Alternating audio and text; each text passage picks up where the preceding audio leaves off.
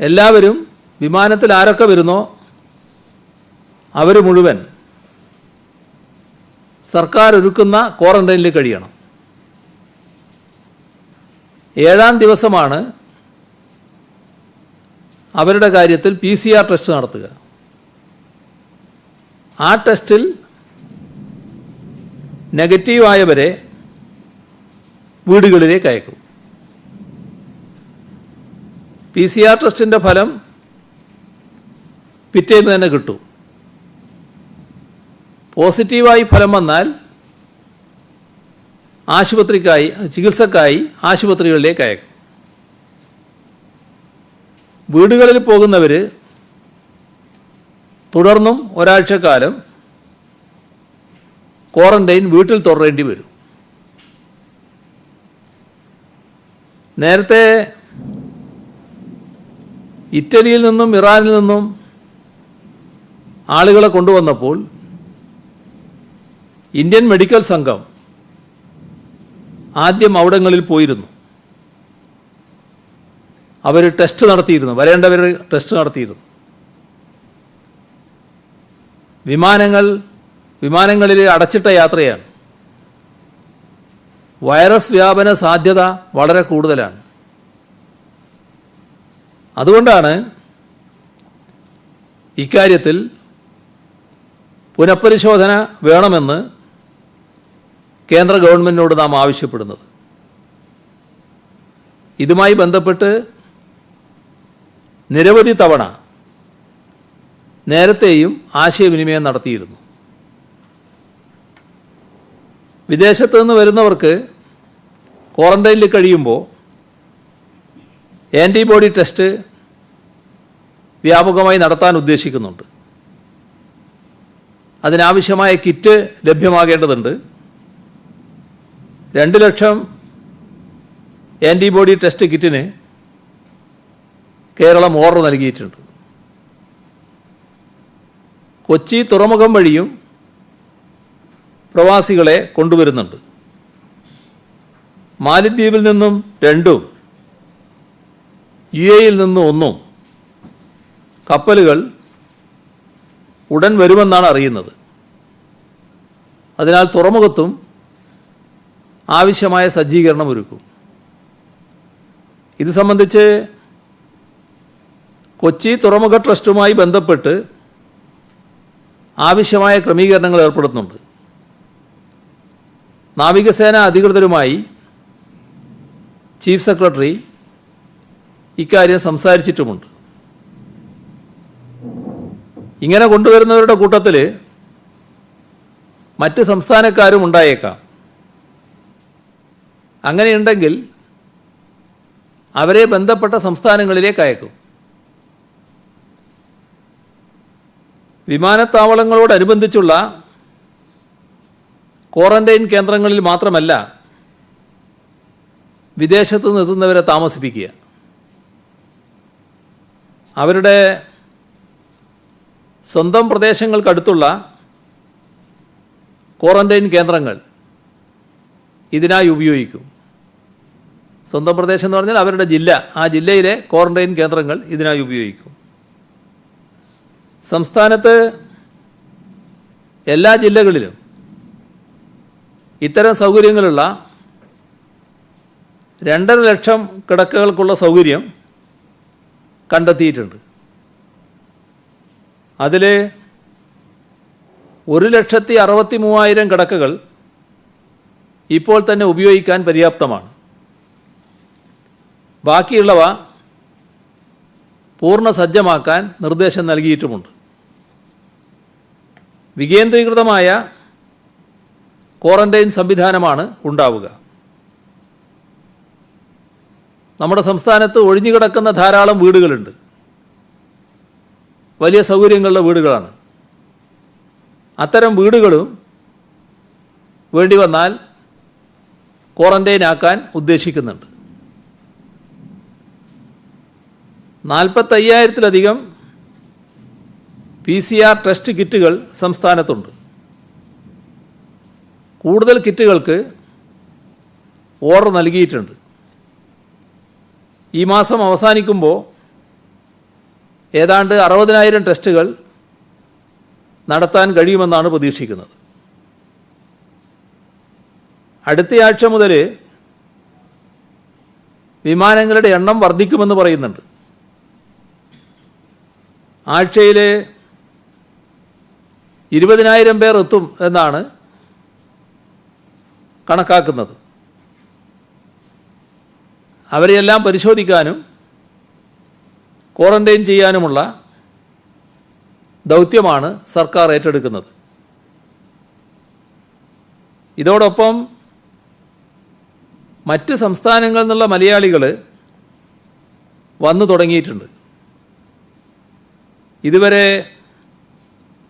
1,80,540 പേരാണ് നോർക്ക വഴി രജിസ്റ്റർ ചെയ്തത്. ഇതിൽ 25,410 പേർക്ക് പാസ് നൽകി. അവരിൽ 3,363 പേർ തിരിച്ചെത്തിയിട്ടുണ്ട്. ഇതിൽ ശ്രദ്ധിക്കേണ്ട ഒരു കാര്യമുണ്ട്. നമ്മുടെ രാജ്യത്ത് രോഗബാധ തീവ്രമായ ചില പ്രദേശങ്ങളുണ്ട്. ചില വൻ നഗരങ്ങളിൽ രോഗികളുടെ എണ്ണവും വ്യാപനവും വർദ്ധിച്ച നിലയാണ്. അങ്ങനെ തീവ്ര രോഗബാധയുള്ള 10 ജില്ലകൾ കണക്കാക്കിയിട്ടുണ്ട്. അത്തരം ജില്ലകളിൽ നിന്നോ നഗരങ്ങളിൽ നിന്നോ വരുന്നവരുടെ കാര്യത്തിൽ പ്രത്യേക ശ്രദ്ധയും ജാഗ്രതയും വേണമെന്ന് തീരുമാനിച്ചിട്ടുണ്ട്.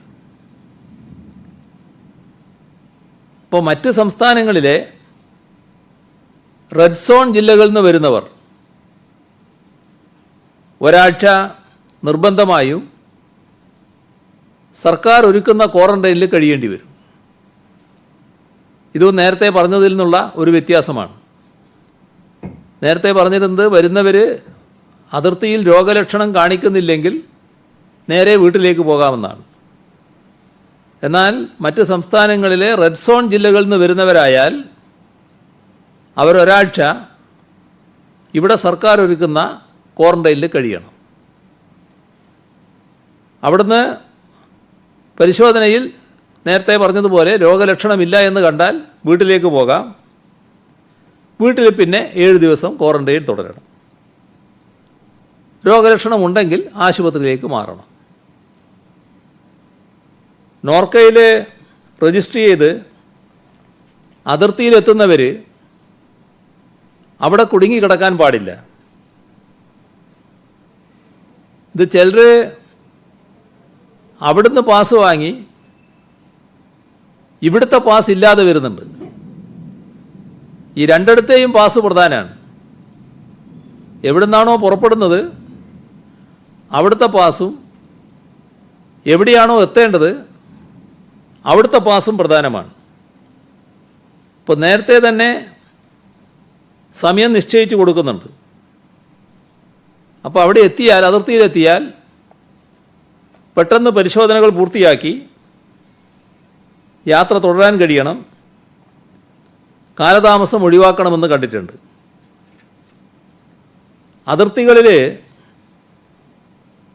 നിശ്ചയിക്കപ്പെട്ട ഉദ്യോഗസ്ഥർ മാത്രമേ പാടുള്ളൂ. ഇന്നലൊരു ദിവസമാണ് പരിപാടി ആരംഭിച്ചതെങ്കിലും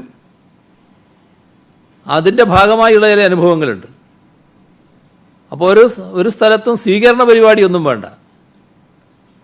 ഉദ്യോഗസ്ഥരല്ലാത്ത ആരും അവിടെ ഉണ്ടാകേണ്ടതുമില്ല. ഒരു സ്വീകരണ പരിപാടിയും അനുവദിക്കുകയുമില്ല. മറ്റ് സംസ്ഥാനങ്ങളിൽ നിന്നുള്ള കേരളീയരെ തിരിച്ചെത്തിക്കാൻ ട്രെയിൻ ഏർപ്പെടുത്തുന്നതിനുള്ള ശ്രമം തുടരുകയാണ്. അതിൽ ഏറ്റവും അകലെ കഴിയുന്ന വിദ്യാർത്ഥികൾ, ഇപ്പോൾ പഞ്ചാബ്, ഹരിയാന പോലുള്ള സംസ്ഥാനങ്ങളിൽ, ഡൽഹി, ഇങ്ങനെയുള്ള വിദ്യാർത്ഥികളുണ്ട്. അത്തരം വിദ്യാർത്ഥികളെ ഡൽഹി കേന്ദ്രമാക്കി തിരിച്ചു കൊണ്ടുവരാനുള്ള ട്രെയിൻ വഴി തിരിച്ചു കൊണ്ടുവരാനുള്ള ശ്രമം ആരംഭിച്ചിട്ടുണ്ട്. അന്തർ സംസ്ഥാന യാത്രക്ക് വാഹനം ലഭിക്കുന്നതിനുള്ള പ്രയാസം പലരും ചൂണ്ടിക്കാണിക്കുന്നുണ്ട്. അവർ ചെലവ് വഹിക്കാൻ തയ്യാറാണ്, പക്ഷേ വാഹനം ലഭ്യമല്ല. ആ പ്രശ്നം പരിഹരിക്കുന്നതിന് സംവിധാനം ഉണ്ടാക്കുന്നതിന് ആലോചിക്കുന്നുണ്ട്. നമ്മുടെ സംസ്ഥാനത്തുള്ള അതിഥി തൊഴിലാളികളിൽ 14,896 പേർ വിവിധ സംസ്ഥാനങ്ങളിലേക്ക് പോയിട്ടുണ്ട്. ഇന്ന് 3 ട്രെയിനുകളാണ് യാത്ര തിരിച്ചത്. യാത്രാ പാസുമായി ബന്ധപ്പെട്ട് ചില കേന്ദ്രങ്ങളിൽ ചില ആശയക്കുഴപ്പങ്ങളുണ്ട്. ഇപ്പോൾ സാധാരണ നിലയിൽ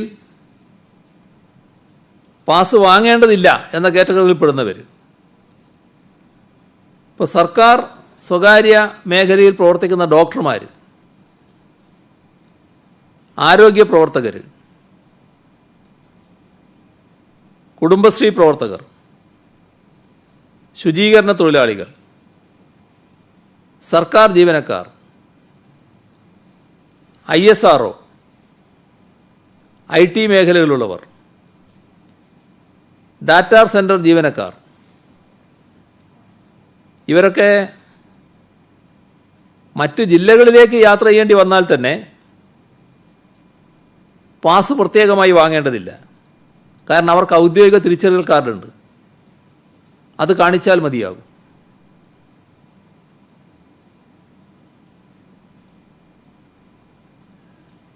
വൈകുന്നേരം